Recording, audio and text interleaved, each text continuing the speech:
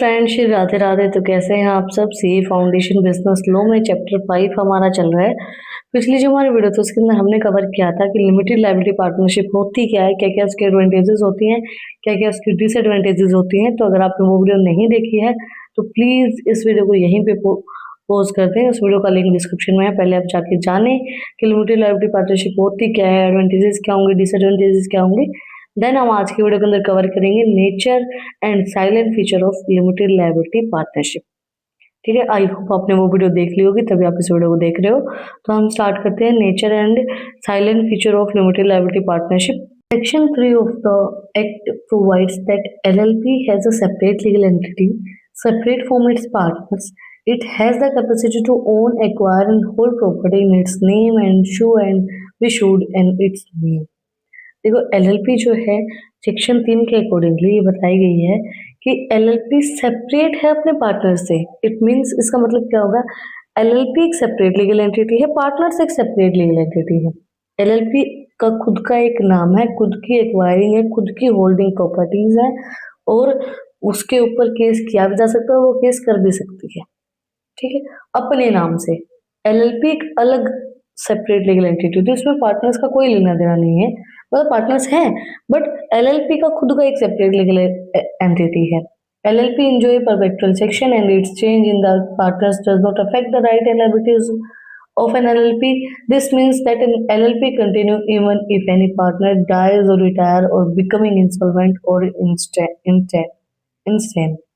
देखो एलएलपी एक perpetual section होता है, उसका एक सेपरेट लीगल एंटिटी होती है, तो राइट्स और लायबिलिटीज का एलएलपी के ऊपर कोई इफेक्ट नहीं पड़ेगा। इट मींस अगर कोई पार्टनर छोड़ के जा रहा है, रिटायर हो रहा है, डेथ हो गई है, इंसॉल्वेंट हो गया है, तो एलएलपी कंटिन्यू चलती रहेगी क्योंकि वो एक सेपरेट परपेचुअल एग्जिस्टेंस है, उसका सेपरेट उसका एक सेक्शन है, परपेचुअल सेक्शन उसका अलग से है।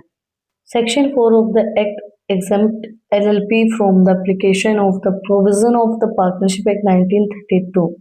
तो सेक्शन 4 है वो LLPs को जो एप्लीकेशन होता है, जो प्रोविजन होता है पार्टनरशिप एक्ट 1932 का, उससे एग्जम्प्ट रखता है, उससे अलग ही रखता है। Then partners in an LLP are the agent of the LLP but not the agent of the other partners. Thus a partner cannot be held liable for a other wrongful act of the omission of the other partner. The property of the LLP will be used to settle any liability of the organization if it fails to discharge its obligation. देखो partners जो हैं LLP के वो एक agent होते हैं LLP के, but agent वो दूसरे पार्टनर्स के नहीं होते हैं। इट मीन्स एलएलपी के तो वो एजेंट हैं, एलएलपी के अंदर तो वो काम कर रहे हैं, बट अगर कोई दूसरा पार्टनर लायबिलिटीज बढ़ा रहा है तो वो उनको देने की जरूरत नहीं है, वो उनके लेना देना नहीं है। दूसरा पार्टनर कुछ भी कर रहा है, कुछ भी कितनी लायबिलिटीज बढ़ा रहा है, उसके उनको कोई भी दिक्कत नहीं होनी चाहिए। अगर दूसरा पार्टनर लायबिलिटी बढ़ा रहा है या कुछ भी कर रहा है तो एलएलपी ही उसको सेटल डाउन करेगी। एलएलपी का काम उन लायबिलिटीज को सेटल डाउन करना, उनको डिस्चार्ज करना, दूसरे पार्टनर्स का उनसे कोई भी लेना देना नहीं होगा, वो अपने अलग से काम करेंगे। एलएलपी के एजेंट है पार्टनर्स, बट दूसरे पार्टनर्स के एजेंट नहीं है पार्टनर्स, उनका अलग अलग काम है। And LLP can not be held liable for any unauthorised act of its partner provided that the claiming party was aware that the partners are acting in an unauthorised manner. LLP जो है वो liabilities for unauthorised act के लिए partners को provide करेंगे वे क्या ये claim है, क्लेमिंग पार्टी, और अवेयर करेंगे पार्टनर्स को भी कोई भी अनऑथराइज्ड एक्शन नहीं किया जाएगा। The liabilities of a partner is limited to liability that he owes as a partner of the organization and doesn't extend its individual or personal liability।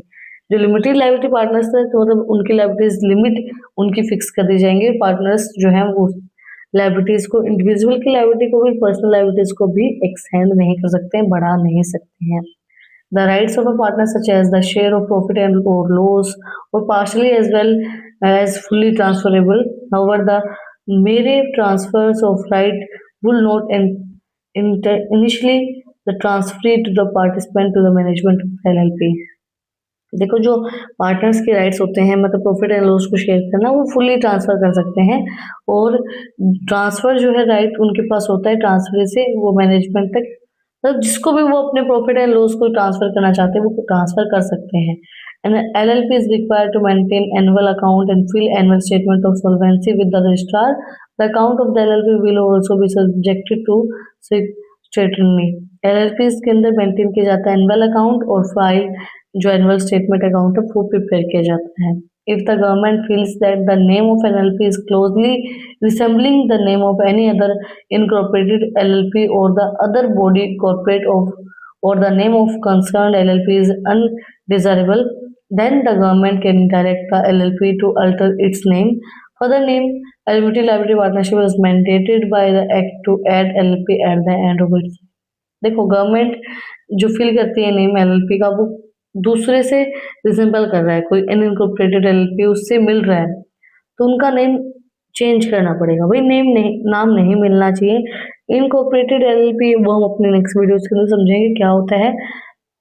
Government जो है वो डायरेक्टली LLP इसका alter कर देगी, दूसरा नाम दे देगी और लिमिटेड लायबिलिटी पार्टनरशिप जो है वो मैंडेट करेगी एंड जब उसका होगा वो LLP के नाम से ही उसका एंड होगा। There can be two ways leading to wind up of an LLP. The first is where the partner of an LLP voluntarily decide to dissolve the LLP.